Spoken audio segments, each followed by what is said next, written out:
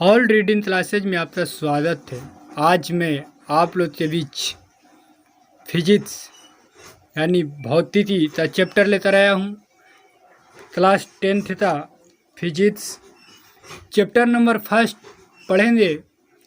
तो पढ़ने से पहले हम लोग जान ले चैप्टर की नाम।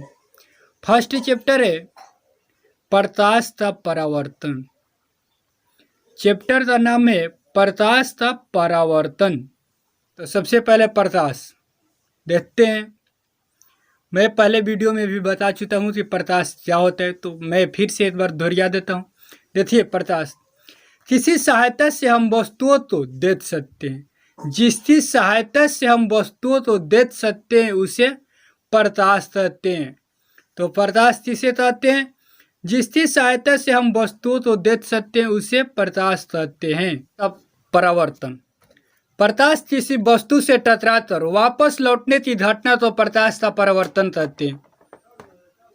प्रकाश का परावर्तन किसे कहते हैं?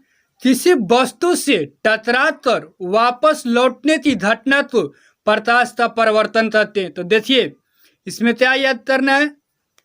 टकराकर,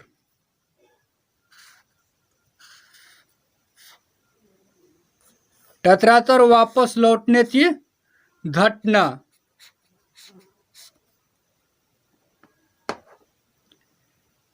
प्रकाश किसी वस्तु से टकराकर वापस लौटने की घटना को प्रकाश का परावर्तन कहते हैं।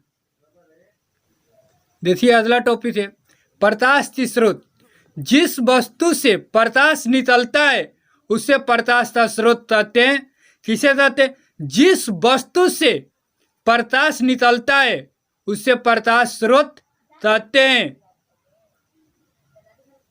तो इसमें क्या याद करना है? प्रकाश क्या होता है? निकलता है। सिर्फ क्या निकलता है? इसमें ये लाइन याद करना है, निकलता है। यानी प्रकाश की स्रोत कोई पूछ दे तो डायरेक्ट बोले किसी वस्तु से प्रकाश निकलता है, यानी जिस वस्तु से प्रकाश निकलता है उसे प्रकाश स्रोत कहते हैं। प्रकाश की स्रोत कितनी प्रकार की होती है? देखिए, प्रकाश की स्रोत 2 प्रकार की होती है। पहला प्राकृतिक स्रोत और दूसरा मानव निर्मित स्रोत। कौन कौन सी? प्राकृतिक स्रोत और मानव निर्मित स्रोत। तो प्राकृतिक स्रोत पढ़ते हैं। तो देखिए, प्रकाश के वैसे स्रोत जो प्राकृतिक द्वारा निर्मित होते हैं। प्रकाश के वैसे स्रोत जो प्राकृतिक द्वारा निर्मित होते हैं उसे प्राकृतिक स्रोत कहते हैं। जैसे सूरज, तारे, इटिस यानी इत्यादि। अब चलते हैं, देखिए मानव निर्मित स्रोत।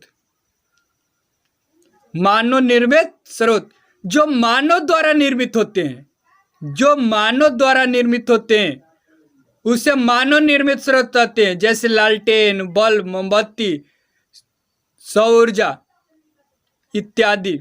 तो इसमें क्या याद करना है? देखिए, प्राकृतिक स्रोत में क्या है? प्राकृतिक द्वारा निर्मित होते हैं। सिर्फ अंतर क्या है? प्राकृतिक द्वारा निर्मित होते हैं प्राकृतिक, उसे प्राकृतिक स्रोत कहते हैं। जो मानव द्वारा निर्मित होते हैं उसे मानव निर्मित स्रोत कहते हैं। तो देखिए, नोट है, नोट तो याद करना जरूरी है। सबसे ज़्यादा नोट पर ध्यान दीजिएगा, जहाँ पर भी नोट हो। नोट है, प्रकाश एक प्रकार की ऊर्जा है। प्रकाश क्या है? एक प्रकार की ऊर्जा है। प्रदीप्त पिंड या पिंड को वस्तु भी बोल सकते हैं या पिंड भी बोल सकते हैं। प्रदीप्त वस्तुएं वैसे वस्तुएं जो प्रकाश उत्सर्जित करती है। वैसे वस्तुएं जो प्रकाश उत्सर्जित करती है उसे प्रदीप्तीय वस्तु या दीप्तिमान वस्तुएं कहते हैं। क्या कहते हैं? वैसे वस्तु जो प्रकाश उत्सर्जित करती है उसे प्रदीप्तीय या दीप्तिमान वस्तुएं कहते हैं। जैसे सूर्य, टॉर्च, बल्ब इत्यादि। अब अगला टॉपिक है अप्रदीप्तीय पिंड या वस्तुएं। देखिए, वैसे वस्तुएं जो स्वयं प्रकाश उत्सर्जित नहीं करती है।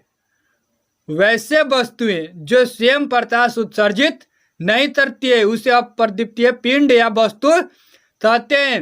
जैसे चंद्रमा भी अब तब अपनी प्रकाश, चंद्रमा तक भी अपनी प्रकाश नहीं होता है। एग्जाम्पल में चंद्रमा भी लिख सकते हैं, कुर्सी, टेबल, कलम इत्यादि। प्रकीर्णन, प्रकीर्णन जब प्रकाश सूक्ष्म कणों पर पड़ती है तो वे कण उन पर पड़ने वाली प्रकाश की कुछ ऊर्जा तो अवशोषित कर फिर कुछ आंशिक भाग बिखेर देती है, यानी चारों ओर बिखेर देती है।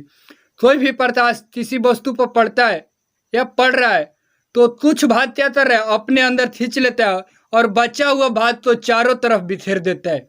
उसे क्या कहते हैं, प्रतिकर्णन। प्रकाश की किरणें, टॉपिक है अपना प्रकाश की किरणें। एक सरल रेखा पर चलने वाली प्रकाश को प्रकाश की किरण कहते हैं। एक सरल रेखा, कोई एक रेखा पर प्रकाश की किरण चलती है तो उसे क्या कहते हैं, प्रकाश की किरणें। एक सरल रेखा पर चलने वाली प्रकाश को प्रकाश की किरण कहते हैं। कहाँ पे, एक सरल रेखा पे। तो क्या याद करना है, सरल रेखा पर चलने वाली प्रकाश को प्रकाश की किरण कहते हैं। पीछे प्रकाश का किरण पुंज। किरण पुंज क्या होता है, किरणों के समूह को प्रकाश का किरण पुंज कहते हैं। किरणों के समूह को प्रकाश का किरण पुंज कहते हैं। किसे कहते हैं, किरणों की समूह को प्रकाश का किरण पुंज कहते हैं। अब अगला टॉपिक है किरण पुंज के प्रकार। किरण पुंज भाई पढ़े, जान रहे कि किरणों की समूह को प्रकाश का किरण पुंज कहते हैं। तो ये कितने प्रकार की होती है, देखिए मुख्यतः किरण पुंज 3 प्रकार की होती है। कितने प्रकार की होती है, 3 प्रकार की। पहला अपसारी किरण पुंज, दूसरा समांतर किरण पुंज, तीसरा अभिसारी किरण पुंज। नंबर 1 में क्या है, अपसारी। नंबर 2 समांतर किरण पुंज। थर्ड नंबर में अभिसारी। तो नंबर फर्स्ट पढ़ते हैं। देखिए नंबर फर्स्ट क्या था, अपसारी। अपसारी किरण पुंज क्या होती है इसको जानते हैं। वैसे किरण पुंज जो प्रकाश की किरणें एक बिंदु स्रोत से निकलकर फैलती चली जाती है। वैसे किरण पुंज जो प्रकाश की किरणें एक बिंदु स्रोत से निकलकर फैलती चली जाती है उसे अपसारी किरण पुंज कहते हैं। कहाँ से, एक बूंद से फैलती चली जाती है उसे क्या कहते हैं, अपसारी किरण पुंज। देखिए चित्र में दर्शाया गया है, एक बूंद से, एक बिंदु से फैल रही है, चारों तरफ फैल रही है, तो इसे क्या कहेंगे, अपसारी किरण पुंज। ऐसा चित्र दे दिया, पूछ दिया कौन सा किरण पुंज है, तो क्या लिखेंगे, अपसारी किरण पुंज। यानी तीर मारा हुआ है, आगे की तरफ फैला रहा है, तो ये क्या हो गया, अपसारी किरण पुंज। अब देखिए दूसरा नंबर है समांतर किरण पुंज। वैसे किरण पुंज जिसमें प्रकाश की किरणें एक दूसरे के समांतर होती है। क्या होती है, एक दूसरे के समांतर होती है, उसे समांतर किरण पुंज कहते हैं। वैसे किरण पुंज जिसमें प्रकाश की किरणें एक दूसरे की समांतर होती है उसे समांतर किरण पुंज कहते हैं। देखिए जिस कैसे चित्र में दर्शाया गया है, देखिए ये पूरे एक जैसे समांतर है, एकदम लाइन सीधी रेखा में जा रही है, यानी एक दूसरे की सीधी रेखा में जा रही है, नहीं इधर जा रही है नहीं उधर, एकदम सीधी जा रही है, उसे क्या बोलेंगे, समांतर किरण पुंज। टॉपिक नंबर 3 अभिसारी किरण पुंज। वैसे किरण पुंज जिसमें प्रकाश की किरणें एक बिंदु पर आकर मिलती है। कहां पर मिलती है, एक बिंदु पर, बहुत सारे प्रकाश से आकर एक बिंदु पर मिल जाती है, उसे क्या बोलेंगे, अभिसारी किरण पुंज। क्या बोलेंगे, अभिसारी किरण पुंज। वैसे किरण पुंज जिसमें प्रकाश की किरणें एक बिंदु पर आकर मिलती है उससे अभिसारी किरण पुंज कहते हैं। तो यहीं पे अपना क्लास खत्म होता है, फिर मिलते हैं अगले क्लास में।